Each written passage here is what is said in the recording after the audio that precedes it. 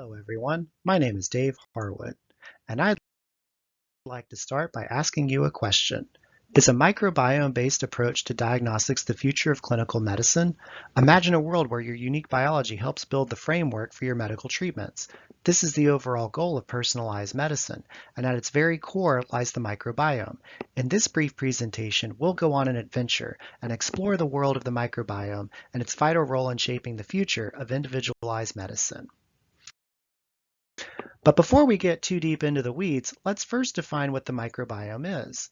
According to the NIH, the microbiome is a complex ecosystem of microorganisms, such as bacteria, fungi, viruses, and their genes. They naturally live on our bodies and inside of us.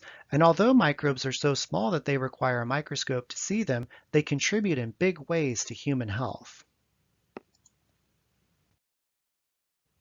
Speaking of their genes, the collective genetic makeup of these microorganisms, known as the microbiome genome, is greater than 200 times larger than our own human genome. And just like people, microbes require nutrients for survival. Some microbes aid our gut and digestion, and other microbes feed on some of the primary products of our own digestion known as metabolites.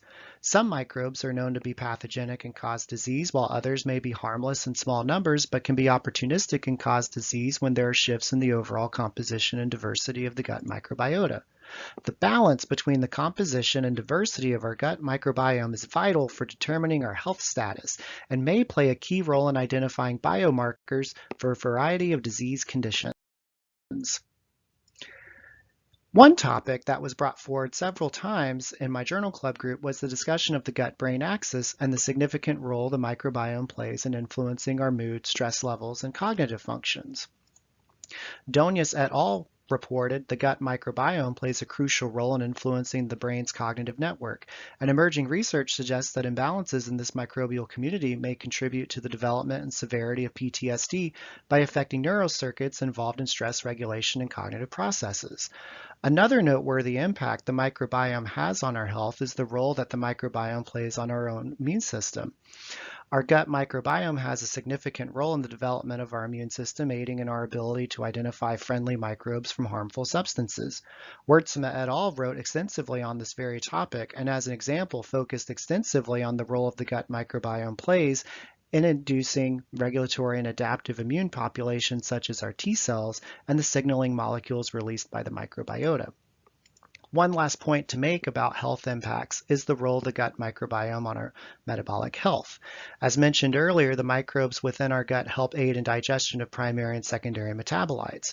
There have been connections made between shifts in microbiome composition and diversity with diseases such as obesity and diabetes. John et al. Published findings that showed how prebiotics and probiotics could increase weight in animals such as mice, and the antibiotics vancomycin and gentamicin showed an increased weight in humans. A recent study by Wu et al. Describes an interaction where gut bacteria can impact the effectiveness of medications, specifically those targeting G protein-coupled receptors. These specific medications are used to treat a range of conditions from migraines to cancer. How would you feel about a future where your own personal microbiome profile could be created and analyzed by your physician and discover biomarkers of existing disease or precursors to disease?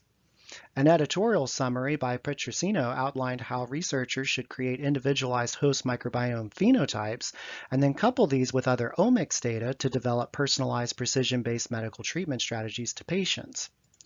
Pushoff and Elenoff recently published not only on the prospects of microbiome-based precision medicine, but the challenges researchers face, most notably the widespread variability in sample collection, processing, and analysis methodology between different studies.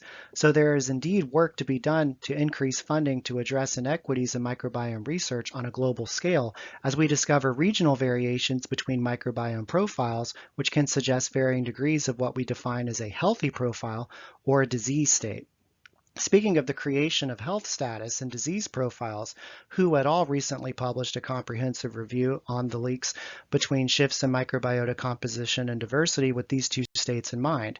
In particular, they drew attention to the fact that microbiome studies focus heavily on bacteria, while the role of fungi, viruses, and other microbes remain largely inconclusive.